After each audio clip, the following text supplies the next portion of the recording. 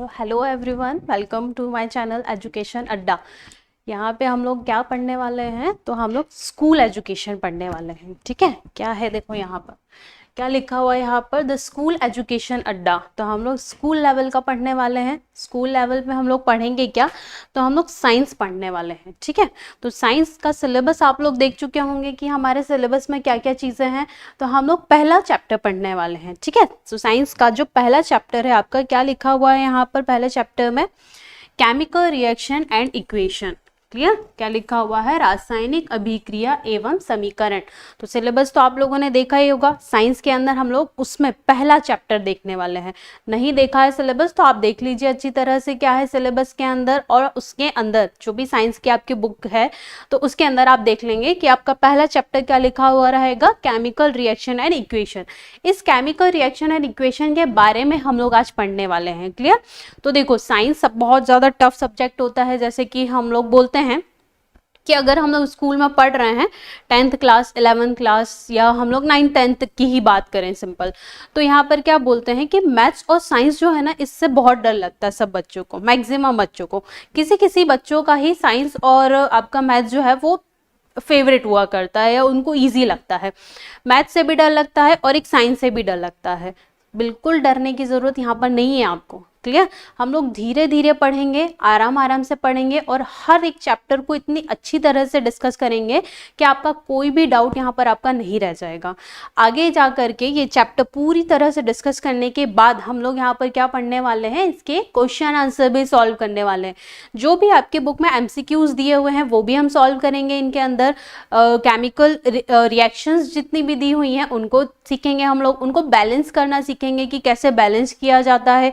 जो आपकी chemical equation होती हैं या रासायनिक समीकरण होते हैं उनको हम लोग क्या करेंगे, संतुलित करना भी सीखेंगे यहाँ पर। क्लियर, तो हम लोग सबसे पहले चैप्टर की बात करें तो पहले चैप्टर में आपको क्या क्या टॉपिक पढ़ना है, तो यहाँ पर लिखा हुआ है क्या क्या टॉपिक्स पढ़ना है। इसमें सबसे पहला टॉपिक क्या लिखा हुआ है, इंट्रोडक्शन। इंट्रोडक्शन ज़्यादा कुछ बताने की ज़रूरत नहीं है, क्या होती है केमिकल रिएक्शन, कैसे होती है, ये सब हम लोग ऑलरेडी चैप्टर के अंदर पढ़ लेंगे। ठीक है, दूसरा क्या है आपका, टाइप्स ऑफ चेंजेस। यहाँ पर क्या लिखेंगे हम लोग, परिवर्तन के प्रकार। ठीक है, ये जो चैप्टर है हमारा ये बायलिंगुअल चलेगा, don't worry. English medium Hindi medium दोनों, अगर किसी भी सब्जेक्ट के या किसी भी मीडियम के अगर बच्चे हैं तो वो यहाँ पर समझने की कोशिश करना। क्लियर, तो हम लोग इजीली दोनों लैंग्वेज में चलेंगे, ऐसा कुछ भी नहीं है। आप समझने की कोशिश इसमें थोड़ी बहुत करना। यहाँ पर क्या है, यहाँ पर हम लोग क्या बोल रहे हैं, दूसरा टॉपिक। अब ये किसकी बात हो रही है, तो ये सिलेबस की बात नहीं हो रही है, ये आपके चैप्टर की बात हो रही है। पहला चैप्टर हमारा केमिकल रिएक्शन एंड इक्वेशन है। इसके अंदर हम लोग सबसे पहला, ये सब क्या है, टॉपिक्स हैं। ये सब टॉपिक्स को हम लोग इनके अंदर डिस्कस करेंगे। तो पहला यहाँ पर टॉपिक मोस्ट इंपॉर्टेंट है, टाइप्स ऑफ चेंजेस, यानी परिवर्तन के प्रकार।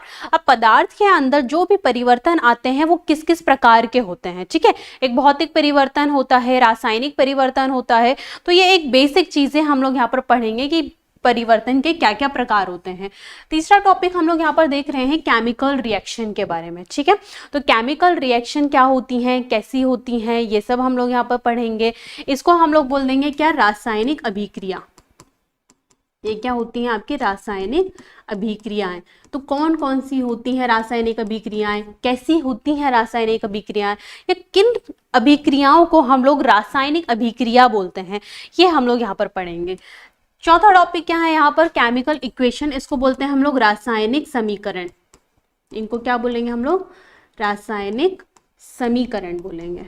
ठीक है, तो समीकरण हम लोगों ने देखा होगा कि मैथ्स में कुछ फॉर्मूले होते हैं या मैथ्स में कुछ इक्वेशंस होती हैं लिखी हुई, 2x + 4 = y, इस तरह से 2x + y = 4, इस तरह की आपने इक्वेशन देखी होंगी।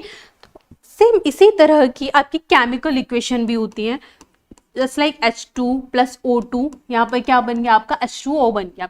ठीक है, तो इस तरह की आपको क्या मिलेगा, समीकरण देखने के लिए मिलेगा।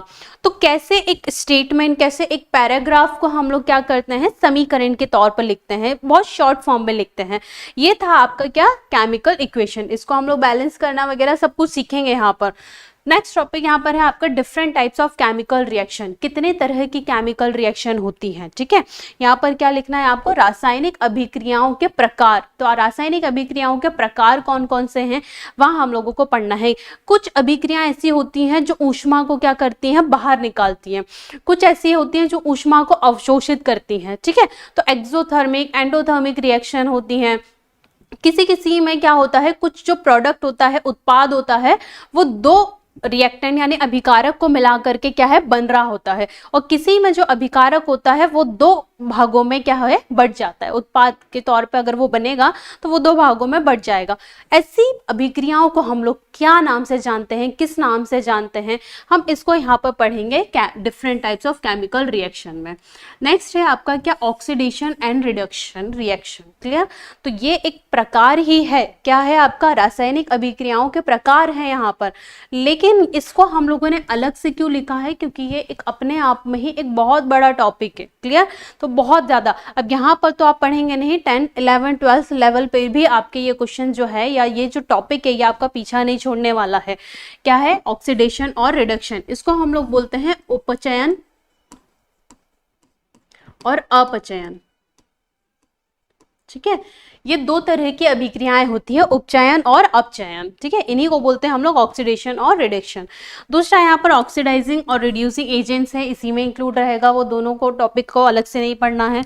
नेक्स्ट क्या पढ़ना है आपको, बैलेंसिंग ऑफ केमिकल इक्वेशन, ठीक है। तो यहाँ पर क्या पढ़ना है आपको, जो भी रासायनिक समीकरण है उनको आपको संतुलित करना सीखना है। कैसे आप संतुलित करेंगे, अगर कोई रासायनिक अभिक्रिया असंतुलित है तो उसको आप संतुलित कैसे करेंगे, आप यहाँ पर ये सीखेंगे। हम इसको बहुत अच्छी तरह से पढ़ेंगे, डोंट वरी, टेंशन लेने की बिल्कुल भी जरूरत नहीं है यहाँ पर।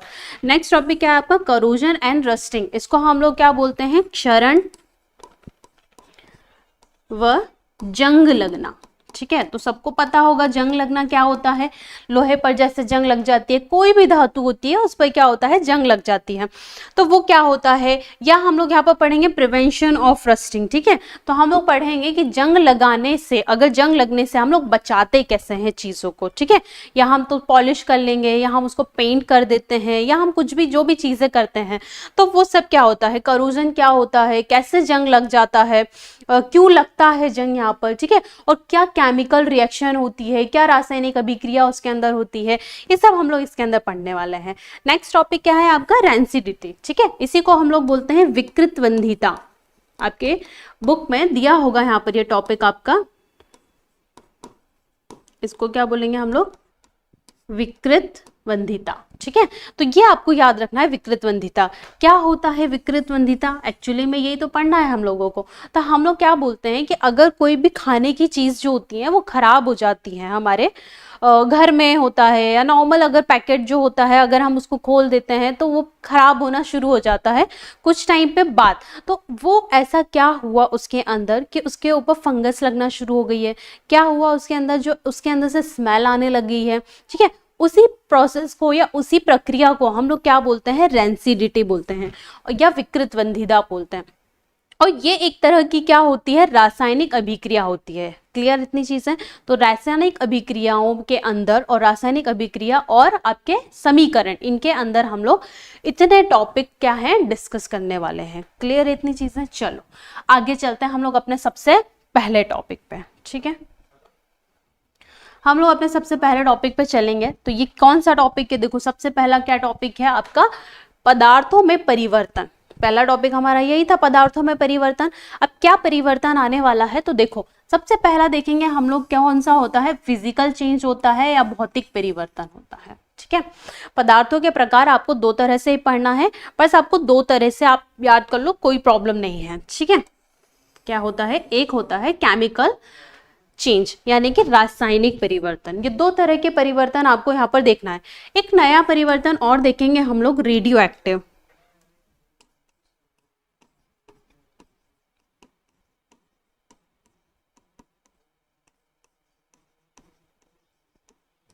एक क्या देखेंगे हम लोग, रेडियो एक्टिव चेंज देखेंगे। क्लियर है? तो देखो 3 तरह के हम लोगों को देखना है, ये बहुत छोटे में पढ़ना है, ज्यादा इंपॉर्टेंट नहीं है। आपको मोस्टली कौन सा पढ़ना है, फिजिकल और केमिकल चेंज पढ़ना है, ठीक है। तो 3 तरह के परिवर्तन आपको देखने के लिए मिलेंगे, किनके अंदर, पदार्थों के अंदर। चलो आगे चलते हैं हम लोग, पदार्थों के अंदर परिवर्तन। अब सबसे पहला परिवर्तन यहाँ पर देखो कि कौन सा लिखा हुआ है, पहला है भौतिक परिवर्तन। क्या होता है भौतिक परिवर्तन? तो यहाँ पे लिखा हुआ है पदार्थों की अवस्था परिवर्तन ही क्या कहलाता है, भौतिक परिवर्तन कहलाता है, ठीक है।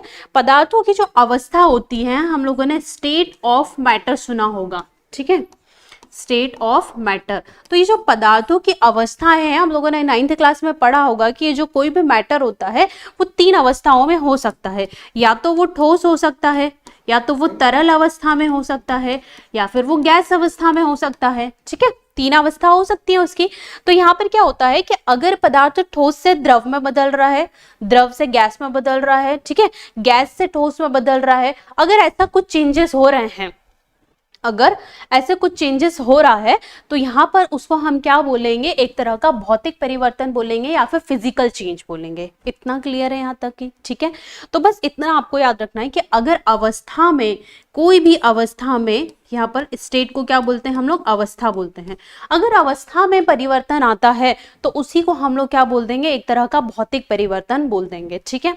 अब यहाँ पर देखो 2 एग्जाम्पल लिखे हुए हैं कि बर्फ का पिघलकर जल में परिवर्तित होना, ठीक है, बर्फ का पिघलकर जल में परिवर्तित हो जाना, यानी कि बर्फ क्या है आपका, ठोस है, ठीक है, बर्फ क्या आपका ठोस है, और यहाँ पर जल में परिवर्तित हो रहा है, तो बर्फ से, ठोस से क्या हो रहा है, तरल में परिवर्तित हो रहा है। तो इसी को हम लोग क्या बोल रहे हैं, एक तरह से भौतिक परिवर्तन बोल रहे हैं। क्लियर है यहाँ तक? नेक्स्ट टॉपिक देखो, नेक्स्ट एग्जाम्पल के अगर हम बात करें, दूसरे उदाहरण की बात करें, तो यहाँ पर क्या लिखा हुआ है कि जल का उबलकर वाष्प बनना, ठीक है। तो जल का उबलकर वाष्प बनना भी क्या कहलाएगा, एक तरह से भौतिक परिवर्तन कहलाएगा। एक और बात याद रखो कि भौतिक परिवर्तन में कोई भी अगर पदार्थ होता है, उसके जो मूल गुण होते हैं आपके, ठीक है, जो बेसिक उसके प्रॉपर्टीज होती हैं, वो कभी भी अपनी नहीं छोड़ता है, ठीक है। कैसे नहीं छोड़ता है? तो बर्फ से अगर वो जल में भी बदल जाएगा ना, तो रहेगा वो पानी ही, रहेगा वो पानी ही, उसका गुण नहीं बदलेगा, वो वैसा ही रहेगा, ठीक है। इसके अलावा अगर वो जल से बदलकर वाष्प में भी बदल जाता है तो वो रहेगा पानी ही, ठीक है। कुछ और चीजें उसमें नहीं बन रही हैं यहाँ पर, ठीक है। यही कहलाता है क्या, भौतिक परिवर्तन। तो ये दोनों चीजें हम लोगों ने पढ़ा, melting of ice into water और boiling of water into vapour. Clear इतनी चीज? चलो नेक्स्ट चलते हैं हम लोग। क्या, अब देखो यहाँ पर ये एग्जाम्पल दिया हुआ है, आप इसको भी पढ़ सकते हैं कि बर्फ से पिघल करके जो पानी में बदल रहा है, या पानी से बदल के किस में बदल जाएगा, या वेपर में, यानी कि भाप में बदल जाएगा। अब इसको आप उल्टा भी कर सकते हैं, भाप से बदल के अगर ये पानी में आता है, और पानी से बदल करके अगर जब हम लोग आइस क्यूब जमा लेते हैं हमारे फ्रिज में या फ्रीजर में, तो ये सब कैसा चेंजेस कहलाएंगे, ये एक तरह का भौतिक परिवर्तन कहलाएगा, एक तरह का फिजिकल चेंज कहलाएगा, ठीक है। तो ये हमारी लाइफ में क्या है, 2 तरह के चेंजेस हमको देखने के लिए मिलते हैं। चलो नेक्स्ट क्या है हमारा, केमिकल चेंज, ठीक है। नेक्स्ट कौन सा है, हमको देखना है रासायनिक परिवर्तन देखना है। अब ये केमिकल चेंज में यहाँ पर क्या लिखा हुआ है कि रासायनिक परिवर्तन में एक नए पदार्थ का निर्माण होता है। क्या लिखा है यहाँ पर कि जो भी रासायनिक अभिक्रियाएं हैं, या हम बोल सकते हैं कि रासायनिक परिवर्तन कैसा परिवर्तन होता है, जिसमें पदार्थों का, एक नए पदार्थों का क्या होता है, निर्माण होता है। यहाँ पर क्या हो रहा है, जो न्यू सब्सटेंस है ना, ये कोई भी एक तरह का न्यू सब्सटेंस क्या हो रहा है, फॉर्म हो रहा है यहाँ पर। क्लियर? इसको हम बोलेंगे क्या, केमिकल रिएक्शन, या हम लोग बोल सकते हैं केमिकल चेंज। ऐसा परिवर्तन जिसमें कोई नया ही पदार्थ बन रहा है, ठीक है, कोई नया पदार्थ बन रहा है। जैसे हम लोगों ने 2 चीजें यहाँ पर ऐड करी, हम लोगों ने एक हाइड्रोजन लिया, हम लोगों ने लिया एक ऑक्सीजन, ठीक है, और इससे मिल करके क्या बन गया आपका, H2O बन गया। यानी कि अब ये H2O क्या है आपका, तो ये सबको पता है कि ये जल है, ठीक है, आपका पानी है। अब ये जो पानी है ना, इसके पास ना तो हाइड्रोजन की तरह कोई गुण रहेंगे और ना ही ऑक्सीजन की तरह कोई गुण रहेंगे। ठीक है। जो भी पानी की जो प्रॉपर्टीज हैं वो दोनों से क्या रहेंगी, अलग रहेंगी, और यहाँ पर दोनों को मिलकर के क्या है, एक नया ही पदार्थ बन गया जिसको हम लोग क्या बोल रहे हैं, पानी बोल रहे हैं। क्लियर। और ये इन दोनों से अलग है। और एग्जांपल ले सकते हैं हम लोग, एक तो सोडियम ले लिया हम लोगों ने और एक क्या ले लिया, क्लोरीन ले लिया। अब इन दोनों को मिला करके क्या बन गया, आपका NaCl बन गया, सोडियम क्लोराइड बन गया। ठीक है। अब ये सोडियम क्लोराइड क्या होता है, आपका लवण होता है, सॉल्ट होता है। ठीक है। अब ये जो सॉल्ट के पास जो भी इसके प्रॉपर्टीज है, इसके जो भी गुण होंगे, वो हमेशा सोडियम से और क्लोरीन से क्या मिलेंगे, अलग मिलेंगे। तो एक नया ही क्या बन गया है, आपको पदार्थ देखने के लिए मिला है, एक नया पदार्थ आपका क्या है, बन रहा है। इसी को हम क्या बोलेंगे, केमिकल चेंज बोलेंगे। एक और बात याद रखना कि जो फिजिकल चेंज होता है ना, वो जनरली रिवर्सिबल होता है, यानी कि उसके वापस आने के चांसेस होते हैं, बहुत कॉमनली हम लोग रिवर्सिबल बोल रहे हैं। और अगर केमिकल चेंज की बात करें ना, तो वो इतना इजीली वापस नहीं आएगा, जैसे H2O है। ठीक है। इसको तोड़ना इतना इजी नहीं है कि वापस से हम H2 और O2 में इसको मिला दें। ठीक है। अभी ये बैलेंस नहीं है, इसको बैलेंस करना हम लोग बाद में सीखेंगे। हमने देखा कि बैलेंसिंग कोई केमिकल इक्वेशन को अगर हमको बैलेंस करना है तो वो एक अलग से आपका चैप्टर है। क्लियर। तो यहाँ पर अभी आपको सिर्फ इतना समझना है कि एक तरह की क्या हो रही है, केमिकल रिएक्शन हो रही है या केमिकल कोई चेंज हो रहा है। इसमें आपके एग्जाम्पल देखो क्या क्या लिखा हुआ है कि कागज का जलना। ठीक है। कागज का जब जलना होता है वो क्या होता है, एक तरह का केमिकल चेंज होता है। कैसे होता है, तो यहाँ पर कागज जो होता है जब ये जल जाता है तो आपको क्या मिलता है, बदले में आपको राख मिलती है। ठीक है। तो एक नए पदार्थ का क्या हो रहा है, यहाँ पर निर्माण हो रहा है। दूसरा क्या मिल रहा है, फलों का पकना। ठीक है। तो फलों का पकना भी एक तरह का क्या है, केमिकल चेंज है, रासायनिक परिवर्तन है। जब फल आपके पक जाते हैं तो उसमें उसका कलर भी चेंज हो जाता है। ठीक है। उसकी सुगंध चेंज हो जाती है, बदल जाती है, और बहुत सारी चीज़ें, उसका कभी कभी साइज भी चेंज हो जाता है, आकार में बदल जाता है वो। क्लियर। बहुत टेस्टी हो जाता है वो खाने में, स्वाद बदल जाता है उसका। तो बहुत सारे चेंजेस आते हैं। तो क्या होता है, एक पहले कोई और पदार्थ था और बाद में कोई और ही पदार्थ निकल करके आया है। तो यहाँ पर क्या हो जाता है, फ्रूट राइपनिंग, यानी कि फलों का पकना भी एक तरह का रासायनिक अभिक्रिया कहलाती है। तीसरा एग्जाम्पल क्या है यहाँ पर, रस्टिंग ऑफ आयरन। ठीक है। लोहे पर जंग लगना, ये भी एक तरह का क्या है, एग्जाम्पल है केमिकल चेंज का। देखो ये तीनों एग्जाम्पल यहाँ पर लिखे हुए हैं। ये क्या है आपका, फ्रूट राइपनिंग, इसको क्या बोलेंगे हम लोग, फ्रूट राइपनिंग, यानी कि फलों का पकना। एक एग्जाम्पल यहाँ पर दिया हुआ है, अगर कोई पेपर है, ठीक है, अगर कोई पेपर है वो जल रहा है तो वो भी क्या है, एक तरह का, वो एक तरह का क्या कहलाएगा, केमिकल चेंज कहलाएगा, रासायनिक परिवर्तन कहलाएगा। और एक ये वाला चेंज है, इसको क्या बोलेंगे हम लोग, रस्टिंग ऑफ आयरन बोलेंगे। ठीक है। इसको क्या बोलेंगे हम लोग, रस्टिंग ऑफ आयरन। लोहे पर जंग लगना क्या कहलाता है, एक तरह का केमिकल चेंज होता है। कैसे होता है, ये जो लोहा होता है ना, ये देखो पीछे दिख रहा है आपको, ये जो लोहा, इस पर कोई जंग नहीं लगा हुआ है, लेकिन आगे की तरफ जो दिख रही है आपको, उसके ऊपर क्या हुआ है, जंग लगा हुआ है। तो एक्चुअली में ये जो ऊपर जो आपको जंग लगा है ना, वो क्या हो रहा है, एक नया पदार्थ का निर्माण हो रहा है। ठीक है। क्या हो रहा है, एक नए पदार्थ का निर्माण हो रहा है, यानी कि आपने क्या लिया, आयरन लिया, उसको जब आपने ऑक्सीजन के साथ रिएक्ट करवाया तो आपको क्या मिलता है, एक कोई नया ही पदार्थ निकल करके आता है, FeHO2 या जो भी आपको पदार्थ, फेरिक ऑक्साइड इसको बोलते हैं हम लोग। इसको हम सब अच्छे से आगे देखेंगे, अभी कोई टेंशन लेने की जरूरत नहीं है। तो यहाँ पर ये जो ऊपर जमा होता है, ये फेरिक ऑक्साइड होता है, ये क्या होता है, जंग होता है। तो एक नए पदार्थ का निर्माण हो गया। क्लियर है ये बात समझ में। अब आपको इसको प्रोटेक्ट करना है, अगर इसको बचाना है तो आप इसके लिए बहुत सारी क्या है, प्रोसेस अपना सकते हैं। तो केमिकल चेंज यहाँ तक समझ में आया होगा बहुत अच्छी तरह से। आई होप कि आपको अच्छी तरह से समझ में आया कि फिजिकल चेंज क्या होता है और केमिकल चेंज क्या होता है। ठीक है। अब देखो यहाँ पर क्या दिया हुआ है, एक बेसिक डिफरेंस दिया हुआ है कि फिजिकल चेंज क्या होते हैं और केमिकल चेंज क्या होते हैं। इन दोनों में आपको क्या लिखना है, अंतर लिखना है। कैसे अंतर लिखना है, लिखा है इंग्लिश में, हम लोग मैं अभी बता देती हूँ क्या होता है। देखो, physical change are mostly reversible. क्या लिखा हुआ है यहाँ पर कि फिजिकल चेंज क्या होते हैं, ज्यादातर क्या होते हैं, रिवर्सिबल होते हैं। यानी कि क्या बात बोल रहे हैं कि अगर कोई ऐसी रिएक्शन है, कोई ऐसी अभिक्रिया है, वो क्या है, अपने ही रूप में वो वापस आ सकती है। ठीक है। तो फिजिकल चेंज एक ऐसा चेंज होता है जो वापस आने के उसके क्या होते हैं, चांसेस होते हैं। अब यहाँ पर क्या लिखा है, मोस्टली होता है, सारे नहीं होते ऐसे। ठीक है, सारे नहीं होते हैं, बस यहाँ पर क्या लिख दिया है मोस्टली। तो फिजिकल चेंज कैसे होते हैं, मोस्टली रिवर्सिबल होते हैं, लेकिन जो केमिकल चेंज होते हैं ना वो इरिवर्सिबल होते हैं, नॉट रिवर्सिबल होते हैं, ये वापस नहीं आते कोई भी। अगर किसी का केमिकल चेंज हो गया है यानी कि फल अगर पक गए हैं तो वो वापस से कच्चे नहीं हो जाएंगे। बहुत समझ में आ रहा है अच्छी तरह से। तो जनरली आपके जो केमिकल चेंजेस होते हैं ना वो नॉट रिवर्सिबल होती है, वो वापस नहीं होती वो रिएक्शन, ठीक है। दूसरा चीज क्या बोल रहे हैं यहाँ पर, no new substances are formed. तो यहाँ पर क्या होता है, कोई नए पदार्थ का निर्माण नहीं होता है, कहाँ पर, फिजिकल चेंज में या भौतिक परिवर्तन में। लेकिन अगर आप रासायनिक परिवर्तन देखते हैं तो यहाँ पर वन और मोर यानी एक या एक से ज्यादा क्या होता है, नए पदार्थों का निर्माण होता है। न्यू सब्सटेंसेस आर फॉर्म यानी कि नए पदार्थों का क्या होगा यहाँ पर निर्माण होगा। अब वो एक भी हो सकता है और एक से ज्यादा भी हो सकते हैं, ठीक है। तीसरा पॉइंट क्या बोल रहे हैं कि the substance retain its chemical properties.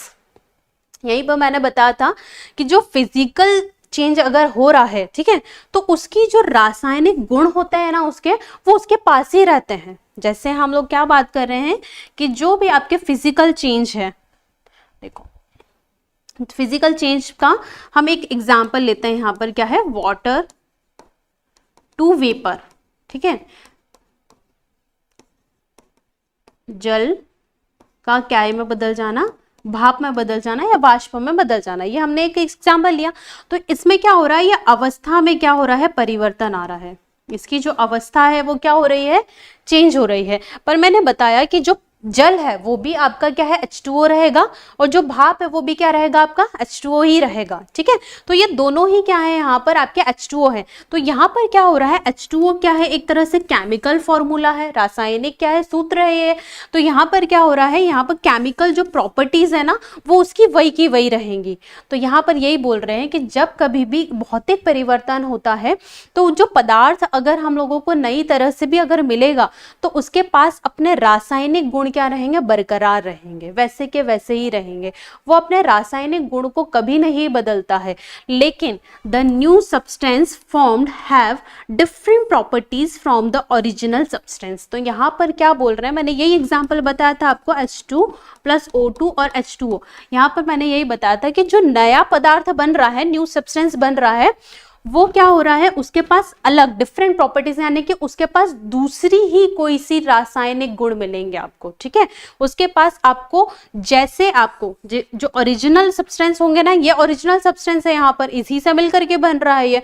तो यहाँ पर जो होते हैं वास्तविक जो आपके पदार्थ हैं उनसे क्या मिलेंगे, जो पदार्थ नया बन रहा है उसके गुण क्या होंगे, दोनों के अलग अलग होंगे। क्लियर आई बात समझ में।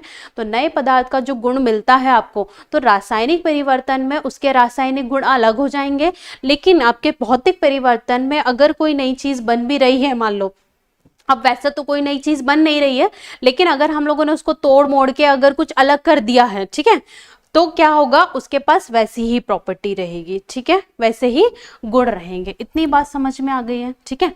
तो देखो यहाँ पर कुछ और एग्जाम्पल दिए गए हैं आपको फिजिकल और केमिकल चेंज के। फिजिकल और केमिकल चेंज में देखो सबसे पहले क्या दिया हुआ है, कुकी क्रम्बलिंग। ये कौन से हैं आपके, फिजिकल चेंज है।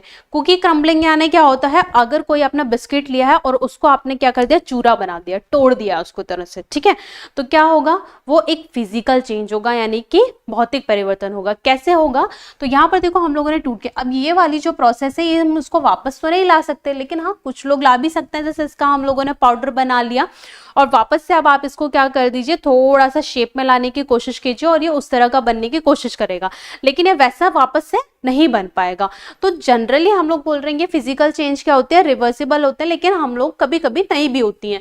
लेकिन देखो हम लोग मेन टॉपिक पे जाते हैं कि इसका जो रासायनिक गुण है और इसका जो रासायनिक गुण है वो वैसे ही रहेगा, यानी कि जब आप बिस्किट को खाएंगे वो भी स्वाद में वैसे ही होगा, और जब आप उसको तोड़ देंगे तब भी वो स्वाद में वैसे ही रहेगा, उसका कलर वैसा ही रहेगा, कोई कलर चेंज नहीं होने वाला है उसका, कोई उसकी प्रॉपर्टीज चेंज नहीं होने वाली है, ठीक है। ऐसे ही दूसरी चीज है यहाँ पर आइस मेल्टिंग, है तो हम लोग देख ही चुके हैं। एक और एग्जाम्पल है यहाँ पर ब्रेकिंग अप पेंसिल। अगर कोई पेंसिल को अगर हम जब तोड़ देते हैं तो ये भी एक तरह का भौतिक परिवर्तन कहलाता है, क्योंकि ये जो पेंसिल है और ये वाली जो पेंसिल है ये दोनों एक जैसी ही होंगी, इसके पास कोई गुण चेंज नहीं होगा। ये पेंसिल अगर टूट गई है तो वो पेन नहीं बन जाएगा, पेंसिल ही रहेगा, ठीक है। उसको छील करके हम दोबारा से क्या कर सकते हैं, उससे लिख सकते हैं और इरेज कर सकते हैं। दूसरा एग्जाम्पल यहाँ पर देखो, टीयरिंग और राइपिंग पेपर। तो अगर किसी पेपर को जब हम फाड़ देंगे, ठीक है, पेपर को जब हम फाड़ देंगे तो वो भी क्या कहलाएगा, एक तरह का भौतिक परिवर्तन कहलाएगा। ये भी क्या है, मान ले हम लोग क्या है भाई, एक पेपर लिया हम लोगों ने, उसको जब हमने फाड़ दिया तो वो 2 भागों में बट गया, लेकिन जो पेपर पहले था हमारा वैसे ही रासायनिक गुण अब जो आपने फाड़ा है उसके पास में लेंगे। दूसरा एग्जाम्पल आपका क्या है यहाँ पर, डिजॉल्विंग शुगर इन वाटर। तो जो पानी है उसके पास अपना गुण रहेगा और जो शुगर है यानी कि शक्कर है उसके पास अपने रासायनिक गुण रहेंगे। गुण यहाँ पर कोई चेंज नहीं होते। सिंपल आई बात समझ में। तो ये इस तरह के क्या है, भौतिक परिवर्तन। रासायनिक परिवर्तन में देखो क्या है यहाँ पर, बर्निंग वुड, यानी कि आपने अगर लकड़ी को जला दिया है, अब ये वापस नहीं आएगा, ठीक है, और आपको यहाँ पर क्या मिलेगा, ऐश मिलेगा, यानी कि आपको क्या मिलेगी, यहाँ पर राख मिल जाएगी, ठीक है। क्या मिल रही है आपको, राख, यानी कि नए पदार्थ का निर्माण हो रहा है यहाँ पर। इतना समझ में आया। दूसरा क्या है यहाँ पर, फ्राइंग ऑन एन एग।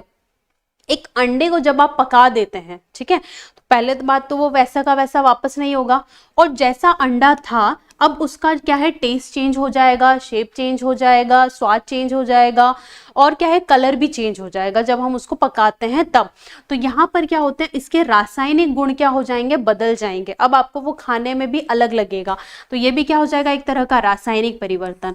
एक क्या है, बेकिंग अ केक। जो भी आप बैटर बनाते हैं, केक अगर बनाएंगे आप, तो एक बैटर तैयार करते हैं और उसको जब आप पका लेते हैं, ठीक है, तो उन दोनों का टेस्ट क्या होता है, अलग होता है।